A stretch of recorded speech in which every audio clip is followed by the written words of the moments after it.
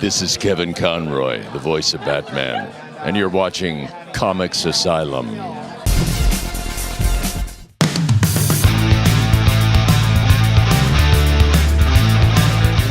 Good morning, this is Almighty Oracle for Comix Asylum. I'm here at the press junket and a dream come true. I finally get to meet the voice of the animated Batman, Mr. Kevin Conroy. How are you today, sir? Good morning, good to meet you. I just have a few quick questions for you. Number one, what is your favorite incarnation of Batman?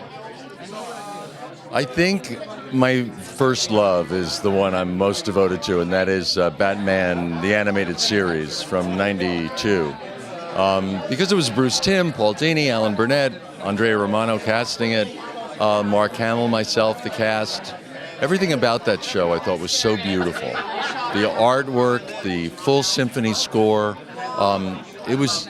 They spent twice as much per half hour on animation on that show than had previously been spent. And that's why it still looks so new. When you see them today, they still look fresh. Because they're such high quality. I've always loved that show. Yes, that's very true. It's very obvious that they put all their heart and soul into that series. Yeah, you can still see it. Yeah. Definitely. And it's very timeless in that respect. And you're forever embedded in that role. But aside from that, who do you think is the best representation of Batman? Oh, of the live action, you mean? Live action, animated, etc. Well, I like my version. I think Ben Affleck's doing a really good job. I think he's doing a great job. But I've liked seeing different actors do different takes on the role. I think it's been really interesting because Michael Keaton I liked. Christian Bale as Bruce Wayne is fantastic. But not as Batman. Well, his Batman gets a little weird, but as Bruce Wayne, he's fantastic. He's such a talented actor. So I've liked seeing them all do it.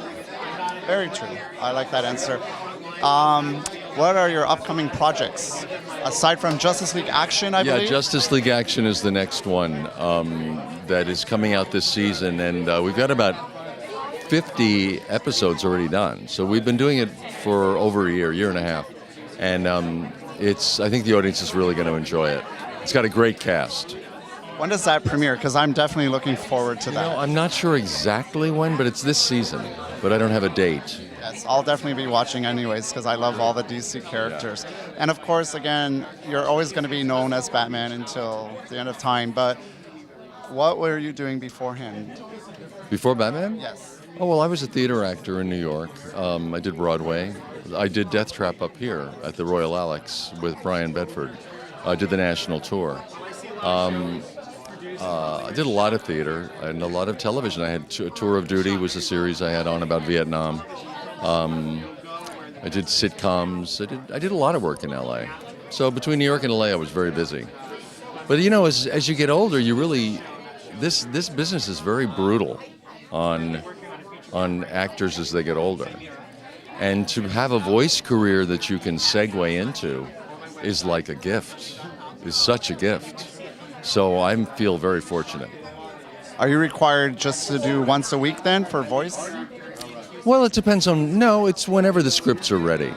Like I was in the middle of doing some of the Justice League Action and the virtual reality Batman came up. So I did that in the middle of it all. So it's just when things come up. There'll be a couple of months of nothing, and then there'll be a week where there's a lot of stuff going on at once.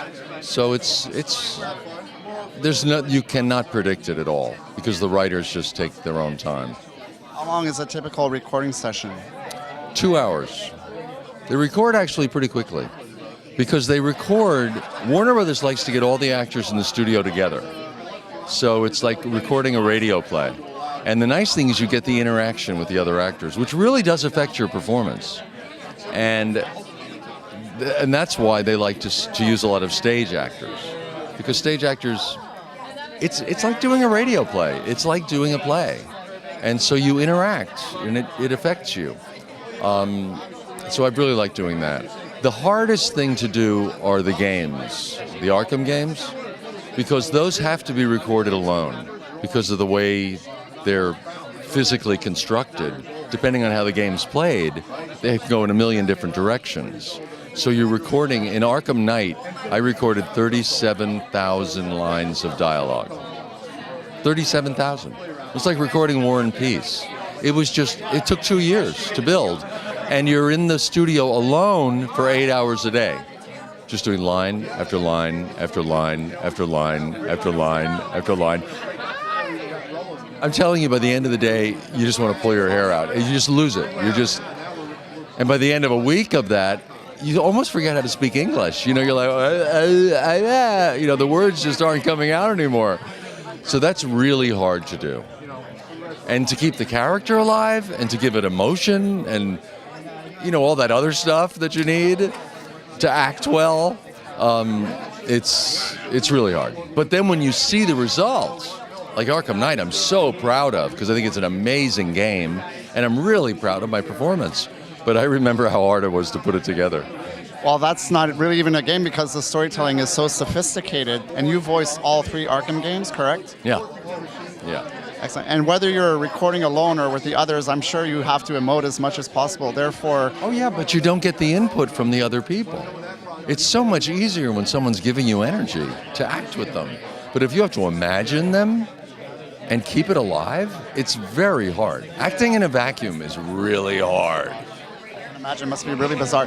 Therefore, you must probably, I see footage when voice actors work, behind the scenes. You do a lot of gesturing as well, because you really have to put your heart and soul. Well, you really want to embody the character. You can't just shut down your face. What you really want to see is Mark Hamill, because he's so creative. He can't control himself. You think he's going to eat the microphone. I'm telling you, his face becomes so rubberized. He just transforms into the Joker. It's great. Coincidentally, he is here this week, and I'm sure the two of you will pair up. Yeah, we will. We're going to do a panel together. Oh, I can't wait. I want to watch that for sure.